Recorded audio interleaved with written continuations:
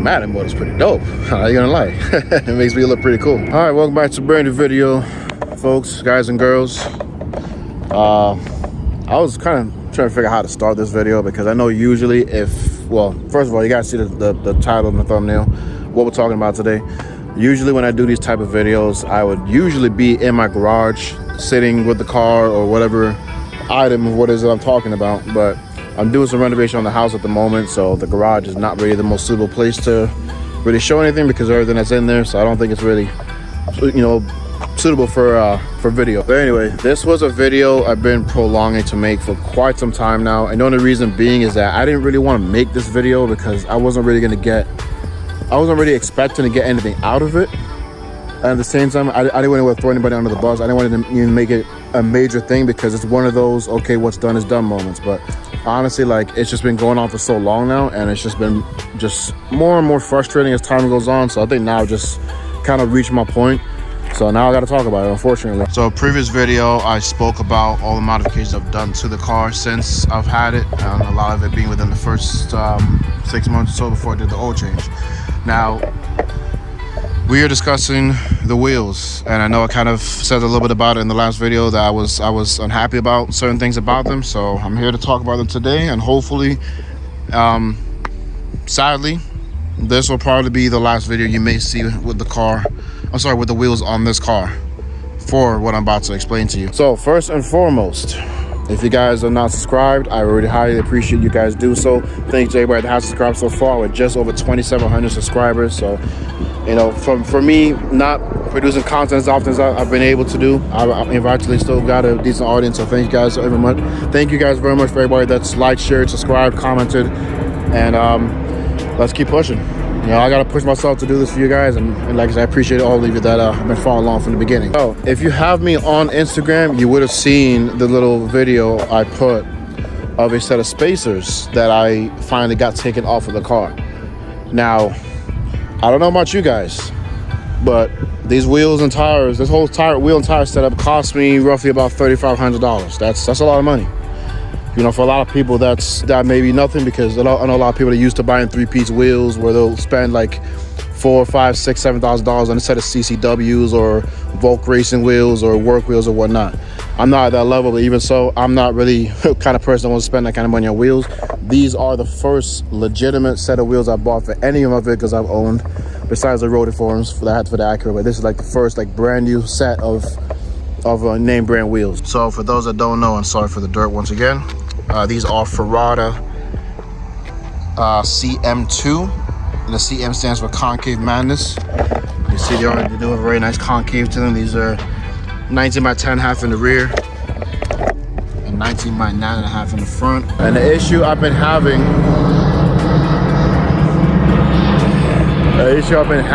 is fitment. Now, once again, you spend that type of money on a set of wheels or any modification for anything in general, you would really expect to get top quality and not have any problems. Well, unfortunately, in my case, I spent the money on these wheels and tires, and I've had nothing but problems with them. The first problem has been fitment. So when I ordered these wheels, by the way, I ordered these from Speed Zone, but these are just the vendors, not the suppliers. The Speed Zone's who I do business with, and I order my parts through, get the service done and whatnot. So I did a deal with Speed Zone to order the wheels. We actually called Ferrada directly to order the wheels. We gave them the full year, make, and model, the trim level that I had, the type of brakes I had, and what I was looking for into the staggered fitment. And they said, okay, we got a perfect setup for that car. BVL, people making all this damn noise. So anyway, the sales representative we spoke to on the phone, he says, okay, we got a perfect setup of staggered wheels for this car. We got a 19 by 9.5 plus 40 for the front, and 19 by 10.5 plus 42 for the rear. And this is, this is a perfect fit for the Stinger. So of course we got the wheels. Wheels come about 4 days or so later. They get shipped straight to Speed Zone. We order the tires. So I originally went with two 55/35 19 for the front and two 85/35 19 for the rear, not realizing, because like I said, it's the first time I've really bought a set of staggered wheels and tires, so not realizing I had to do like a profile thicker in the front so it'll match evenly with the back. since the widthness of the back tire was going to make up for the lack of profile, being a 35. So when I actually had the wheels and tires put on, it looked horrible. Like the wheel in the front was like the tire in the front was like so thin, it looked like a rubber band. So I had to take those off, had to order the 255/40s that I have now, and then I was able to put them on the car, and that's what made the tires and so forth fit nicely, where it looks pretty much even front and back, but obviously the back is wider than the front. But even before ordering the 255/40s, the issue we ran into was fitment. The front wheels and tires were put on, and we put the car on the ground, and the car wouldn't move. Why? Because the problem was the offset for the wheels on the front were too high. I think it's high when it's the higher the number, or is it a lower? Yeah, high. So yeah, the offset was too high, so the wheel was literally sitting right against the shock. So what we had to end up doing was putting a 10mm adapter on the front wheels just for the car to be able to move. And I did eventually get hub-centric style spacers, which I don't know if you can see right there. There's a 10mm spacer. Oh, you can see it. That's a spacer right there. So that's the only way the car was even gonna be drivable. I mean, you can't really see much. I mean, yeah, it does poke in the front, pretty well, but compared to the back, it does look somewhat even. But anyway, that's what they said was gonna fit the car, and they didn't fit. So of course, what happened? We called back. Obviously, now we're speaking to a whole different salesperson, and pretty much they have no idea what we're talking about. Oh, we didn't tell you to order that size. Those aren't the right sizes for that car. You gotta run spacers now. But we explained to them that the salesman that we spoke to, these were the wheel sizes that they recommended. Oh, well, who'd you speak to? We don't recommend sizes. I'm pretty sure you can pretty much guess where it went from there. It was a case of back and forth. Oh, he say, she say, and whatnot. At the end of it all, we just ended up just hanging up the phone. I was like, you know what? What's done is done. I guess cut my losses, put the 10mm spacers on, and ride like that. But the main thing really is the car looks good and doesn't ride good, because when you put spacers on a car, even though they're hub-centric or whatnot, you're adding something onto the hub of the wheel, which it wasn't initially designed for. When you run spacers on a car, you're really much doing it for show or for added fitment, but it's not really safe. Honestly, I've seen spacers fall off of cars, wheel rolling down the highway and causing accidents that could even be fatal. In my case, I'm just having a lot of vibration because I'm having to run spacers. And spacers, in my opinion, on a set of wheels that cost this amount of money, terrible customer service from Ferrada. Honestly, I'm not satisfied. And just to kind of make this a little bit better just in terms of looks, I even added a 5mm spacer on the back just to kind of make it poke a little bit more, just to match the front. And once again, shouldn't need to be doing that. But furthermore, during this past several months of me having these wheels, I've been doing the experiments, trying out different spacers, trying to get the fitment to be perfect whatsoever, trying to get spacers that I can just bolt on to the actual hub, just so it'll stop the vibration. And honestly, nothing has worked. But this became an even bigger problem and even more frustrating, which I'm about to show you right now. So I brought the 15mm adapters that I did have on the front, and I did put the 10mm spacers from the front on the back, which didn't fit very well, so I had to put the 5mm spacers back on. And for a while, I was riding with these spacers on the front, not able to get them off because of this one right here. Look at this.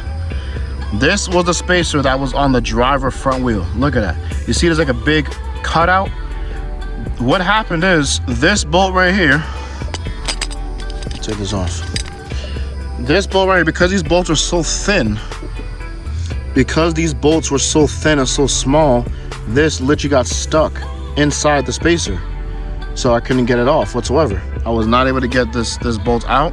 So I had to stay on the car for a while until I was able to finally get a mechanic of mine to literally cut the spacer off of the hub, just to be able to get that bolt out, to get the spacer off, and then put the original 10mm back on. But look at that. Look at the amount of struggle we had to go through just to try and get a good wheel fitment. Look at that. You see all that on the back side of it? That is unacceptable, man. That truly is unacceptable. So I literally have a completely useless spacer. If I wanted to even give this to somebody else, I couldn't, because look, you can't do anything with them. Look at that. There's a big crack going through the hub-centric ring area. I don't know if my camera's not focusing very well, but yeah, look at that.